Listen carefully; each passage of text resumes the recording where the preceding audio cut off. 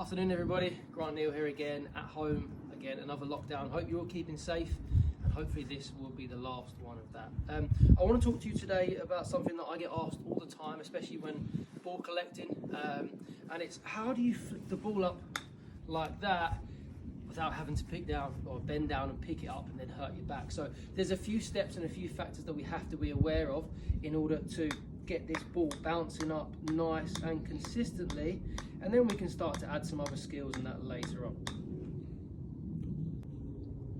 So the first part, guys, and the thing we really need to be aware of is having let's say a flat club face. So my club face is pretty much parallel to the floor, and that ball should balance on there as long as I can find that flat club face. If I come in a little bit closer, you'll see, hopefully if I can find a flat bit, I can balance that ball on without it falling off. That is a square club face. Now if you look at the shaft itself, the shaft is not square, it's at an angle as well. So that means that when I'm holding the club, I'm going to have to hold it at this kind of angle. And the first thing I will get you to do is to see if you can balance the ball on there first. That's really, really important. Because if that angle is aimed in a different direction, when a ball hits it, it's going to bounce off there. Club choice, guys, something else that we also need to take into consideration. Obviously I'm trying to get that club face flat like we just said. Now a lob wedge is going to be flatter for me already than a 6-iron, which means the lob wedge is going to be easy to flick up into there. You can do it with a 6-iron, but I definitely suggest you do it with the lob wedge. If you watch me with the 6-iron, I've got to get nice and low and flick it up. It can be done, but it's not as easy as that.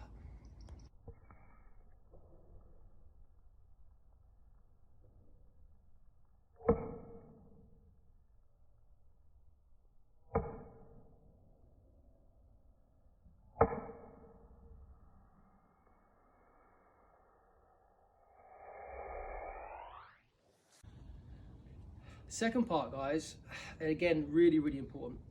We need to make sure that when we're hitting the ball onto the club face, we have to hit the middle, all right? This is really, really important. If you watch me hitting the ball from the middle of the club face, you'll see that my arm doesn't have to move too much and the ball comes out at a pretty consistent height. Now, if I move this point to the toe, I've got to work really hard to flick that ball up because that ball is not going to bounce off the club face so easily. So the mistake I see in most people is that they hit in the ball on different parts of the club face, which means you need different varying amounts of strength. It's going to be really difficult to control.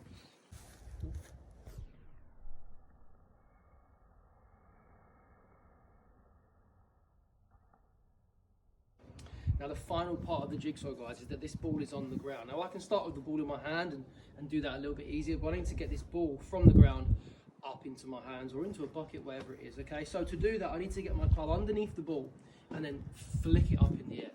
Now if I do this too slow, the ball's gonna roll off, okay? So it has to be a fast motion, just like that. Now it's quite difficult to get it up that high at first, so you might wanna try some smaller ones before you flick it up, but hopefully, guys, if you can do that, find the middle of the club face and make sure the club is nice and flat so we get straight bounces. You should be able to do it for as long as you like.